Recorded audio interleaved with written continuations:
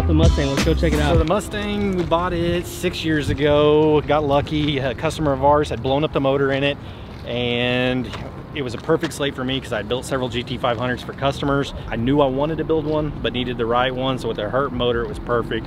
So picked it up, sent the motor off to Michael Rauscher up at L&M Engines, and he built badass motors. Lasted 6.5 years now at north of 1,000 horsepower. Jeez.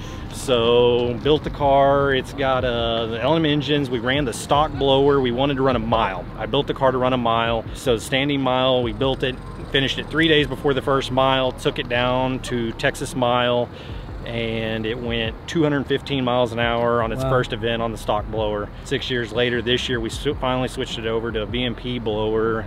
It's a 2.65 liter blower, just a little bit bigger.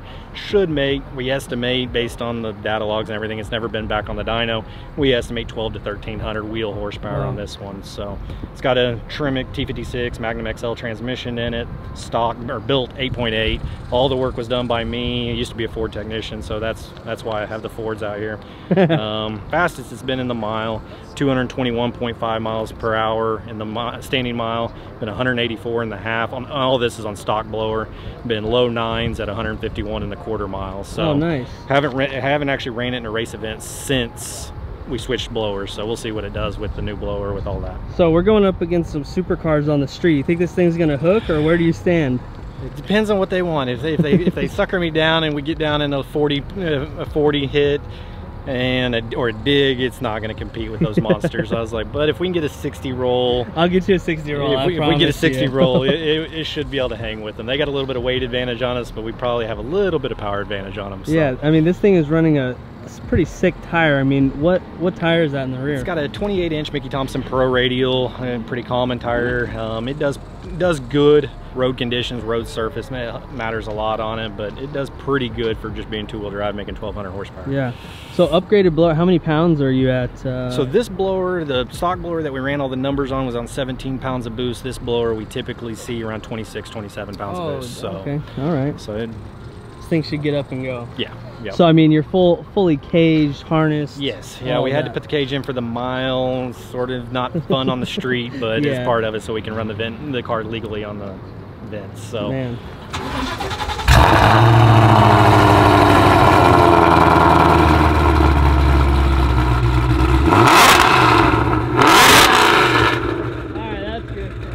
Good luck today. The thing looks awesome. Appreciate it. Appreciate you coming out. We'll see how it does. Thank you.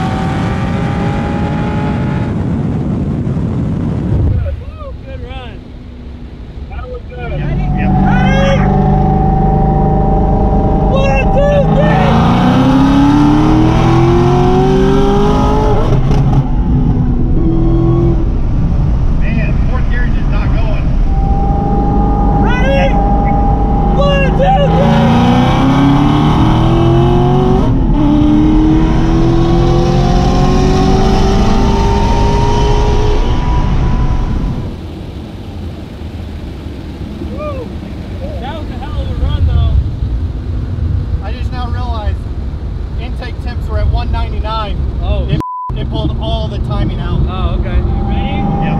Ready? 1, 2, 3!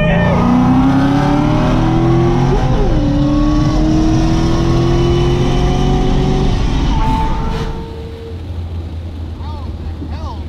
Damn. That car's moving. That thing is moving. Dude, hell of runs though. This thing moves out. Yeah, and what's crazy is it usually doesn't have that, but we've been driving around a lot tonight, so we have. Usually the intake temps usually don't do that to me, but it still that you guys are all friends. Yeah. It's all friendly. Yeah, there's definitely ones that we would have stopped at Onq and we would have bought 2 bags of ice and dropped it in ice cell. Yeah. But no, these guys, if I lose to them, I can live with it and go home happy. So what's your thoughts on the car? Are you happy where it's at after, you know, 7 years? Yeah, it's one of those. I've had a hard time. I wanted to leave the stock blower on it because it was known. I mean, it's still to this day, to my knowledge, holds the stock blower record for any car out there in the mile in a lot of the other events. So it's really hard for me to pull the stock blower off of it with all the success and the car being known for that. It was hard for me to pull it off. But the cars today, I mean, as you can see, you can go buy a McLaren, you can put exhaust and a tune on it, and you can go out and beat a 1200 horsepower GT500. So it's unfortunately the hand was forced to step up or get left behind. So that's where we decided to do it. So.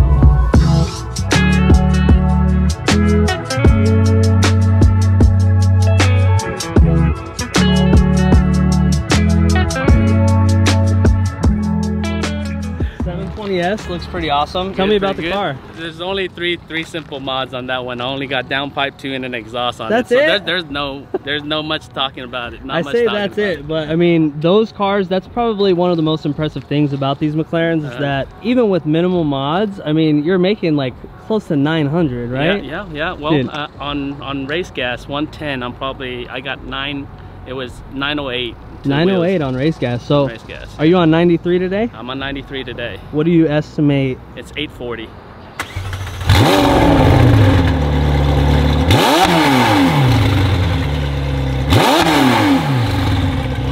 Oh my god. I love the sound of these 720Ss. So what kind of exhaust is on there? That's a FI, frequency intelligence exhaust. Frequency intelligence? And what kind of tune is on your? M Engineering tune. M Engineering. Yep. Wow. Ready? 1, 2, 3.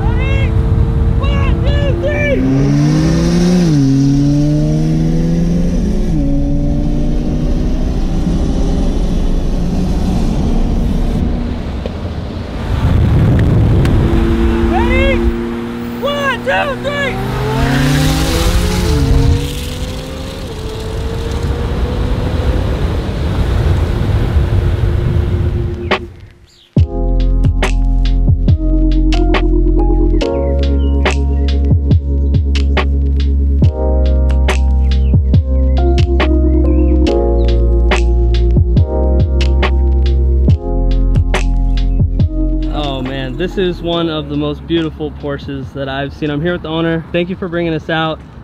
Dude, this thing is awesome. Tell me a little bit about the car. It's a 2014 991.1 Turbo S, so 911 turbos are kind of my favorite cars to kind of drive every day and do everything you can do them. This car is it's everything you can do to it before you have to get into the engine or transmission. Gotcha. So okay. First we tuned it with a Cobb axis port. So of course you tune it, and then we have a special boost controller that does different things. So we play with the boost in different levels for different fuels, etc. They're direct injected, so you know, direct injection, you're kind of limited by the amount of power you can do because you run out of direct injector. So we've added meth injection to do other things. So we use a little bit of ignite and up the octane because I seriously drive it all the time. So, oh really? So yeah, this thing, I mean, this is your slow car. This is my slower Porsche, but it's my new daily. Okay. So my old daily is a little faster, and it was great. But I drove that for a long time. I have 30,000 miles of it, over 1,000 horsepower plus, 1,000 plus I should say.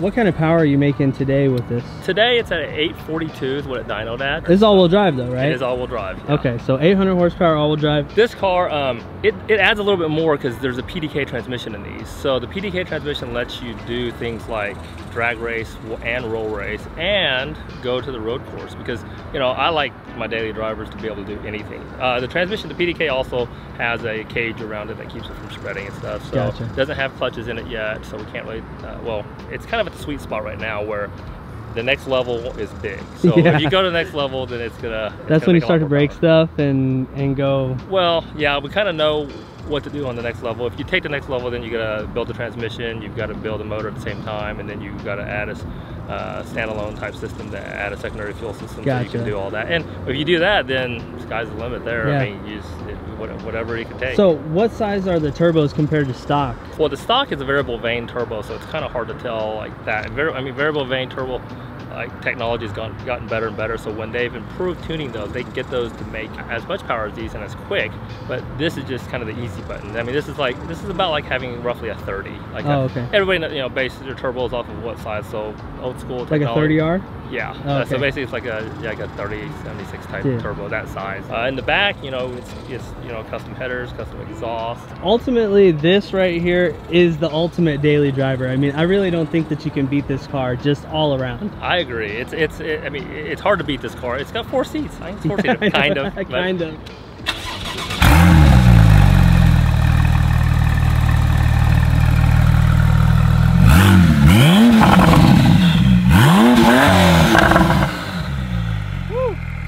Man, that sounds really good. This is gonna be interesting because those McLarens, man, they're nasty. I like seeing the McLarens get introduced into like the performance scene, because for a while it was all Lambos, Vipers, but now the McLarens are making some good power. I'm telling you what, a bolt-on McLaren with those mods that one has beats up on cars that are highly modded of all types. I mean, it's ridiculous. Domestics, imports, whatever. They just work. Yeah, absolutely. I couldn't believe that they were rear-wheel drive because they just hook so well. Yeah, most of the time. All right, ready? Ready? 1, 2, 3!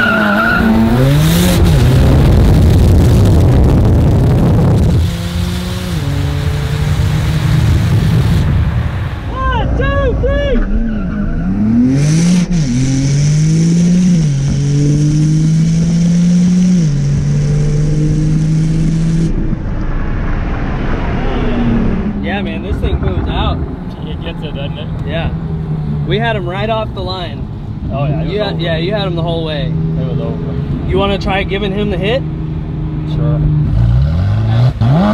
Ready?